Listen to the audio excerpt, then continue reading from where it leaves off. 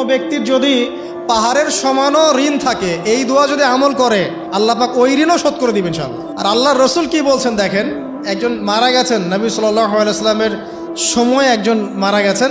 তো নবী করিম সাল্লাল্লাহু আলাইহি ওয়াসাল্লাম বলছেন, এই ব্যক্তির কি কোনো ঋণ আছে? একজন সাহাবী বলেন, হ্যাঁ ইয়া রাসূলুল্লাহ, তো ঋণ আছে। নবীজি বললেন, তোমরা ওর জানাজা পড়ো, আমাকে ডেকো না। তোমরা ওর জানাজা পড়ে নাও, আমি জানাজা পড়তে চাচ্ছি না। আমি এখন কেমন করে আপনাকে বুঝাবো ঋণ কত ভয়ঙ্কর জিনিস। আপনি যে ব্যাংক থেকে 3-4 কোটি টাকার লোন নিয়ে রাখছেন, লাখ লাখ টাকা লোন নিয়ে বসে আছেন, দিব্যি সুখে বসে আছেন, এমন চিন্তায় যে আপনার মৌত হবে না। আর নবী সাল্লাল্লাহু আলাইহি ওয়াসাল্লাম সময়ে একজন মারা যাচ্ছেন, তিনি বলছেন তোমরা জানাজা পড়ে নাও, আমি জানাজা পড়তে চাচ্ছি না। মানে ঋণগ্রস্ত ব্যক্তির জানাজাও তিনি পড়তেন না। তারপরে একজন এসে বললেন, ইয়া রাসূলুল্লাহ, আমি তার ঋণ শোধ করে দিব, তার যা ঋণ আছে আমি শোধ করে দিব। তখন নবী এসে জানাজা পড়লেন সাল্লাল্লাহু আলাইহি ওয়াসাল্লাম। তা আপনার এই কোটি কোটি টাকা ঋণ শোধ করার লোক তো রেডি আছে নাকি? আছে না? সমস্যা নেই, আপনার জানাজা পড়া হবে। কারণ হুজুরকে আপনি 5,000 টাকা দিবেন, হুজুর জানাজা পড়াই দিবে, কোনো সমস্যা নেই।